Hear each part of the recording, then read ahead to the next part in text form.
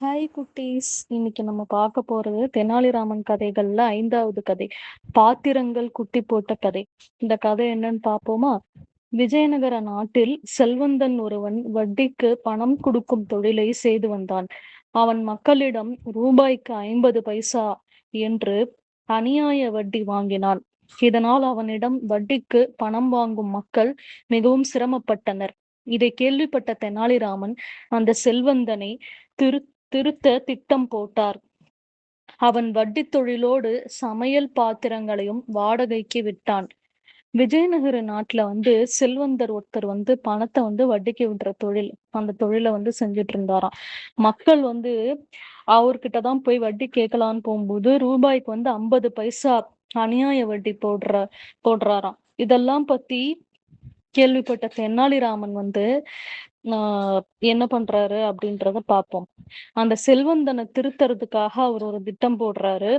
வட்டி தொழிலோட இந்த செல்வந்தர் என்னன்னா சமையல் பாத்திரங்களை வாடகைக்கு விடுற தொழிலையும் பண்றாரு. ஒரு நாள் தெனாலிராமன் செல்வந்தனிடம், என் மகனின் காதணி விழாவிற்கு சில பாத்திரங்கள் வாடகைக்கு வேண்டும் என்று கேட்டார்.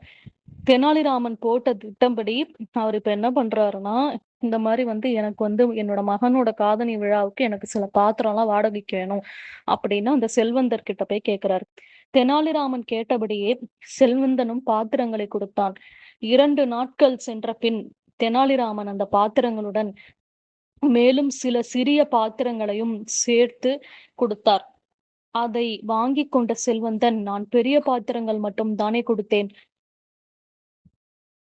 அதை மட்டும் கொடுக்காமல் ஏன் சிறிய பாத்திரங்களையும் சேர்த்து கொடுத்துள்ளீர்கள் என்று கேட்டான்.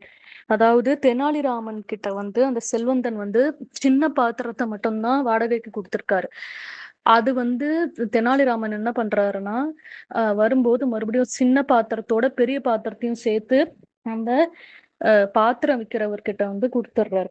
அதனால பாத்திரம் விற்கிறவர் என்ன கேட்கிறாருன்னா, நான் சின்ன பாத்திரம் தானே கொடுத்தேன், நீங்க ஏன் பெரிய பாத்திரத்தையும் சேர்த்து கொடுக்குறீங்கன்னு கேட்கிறார். அது கேட்டதுக்கு தெனாலிராமன் என்ன சொல்றாருன்னு பார்ப்போம். அதை மட்டும் கொடுக்காமல் ஏன் சிறிய பாத்திரங்களையும் சேர்த்து கொடுத்துள்ளீர்கள் என்று கேட்டான். அதை கேட்ட தெனாலிராமன், நீங்கள் கொடுத்த பாத்திரங்கள் குட்டி போட்டன, குட்டிகளை தங்களிடம் கொடுப்பதுதானே நியாயம் என்றார்.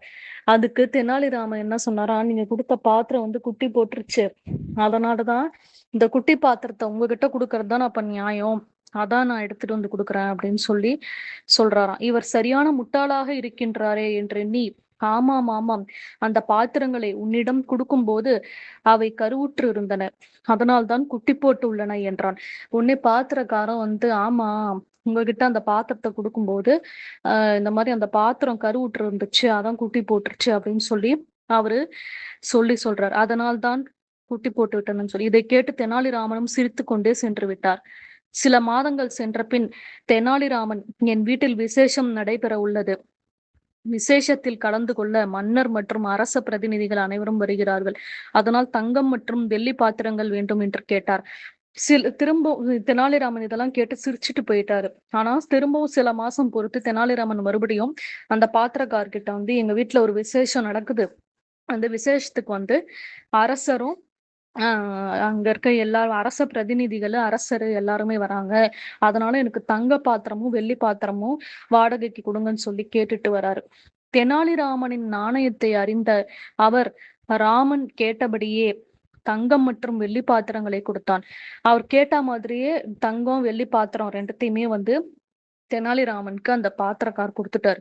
கொடுக்கும்போது இவை கருவுற்று இருப்பதால் விரைவில் குட்டிகளை போடும், எனவே அந்த குட்டிகளையும் சேர்த்து கொடுக்க வேண்டும் என்று கூறினான். போன முறை தெனாலிராமன் சின்ன பாத்திரத்தோட பெரிய பாத்திரம் கொடுத்தாரு இல்லையா, அதனால இப்போ என்ன சொல்றாருன்னா, இவரு அதே மாதிரி கொடுக்கணும் திரும்பவும் அப்படின்னு அந்த பாத்திர கடைக்காரர் சொல்றாரு. சரி என்று கூறிவிட்டு தெனாலிராமன் பாத்திரங்களை திரும்ப தரவே இல்லை. அதனால் செல்வந்தன் அவருடைய வீட்டிற்கு சென்று, இவ்வளவு நாட்களாகியும் என் பாத்திரங்களை கொண்டு தரவில்லை என கோபத்துடன் கேட்டான். அதற்கு தெனாலிராமன், நான் கூறுவதை கேட்டால் நீங்கள் மிகவும் வருந்துவீர்கள். அது என்னவென்றால், பாத்திரங்கள் கருவுற்று இருந்ததல்லவா, பிரசவம் மிகவும் கஷ்டமாக இருந்ததால் அனைத்து பாத்திரங்களும் இறந்து விட்டன என்றான். தெனாலிராமன் என்ன சொல்றாரா, இந்த மாதிரி வந்து நீங்க பாத்திரங்கள் வந்து வாங்கிட்டாரு இல்லையா, வாங்கிட்டு போயிட்டு ரொம்ப நாள் ஆகியும் அந்த பாத்திரங்களை போய் அவர் திரும்ப அந்த பாத்திர கடைக்காரர்கிட்ட கொடுக்கல.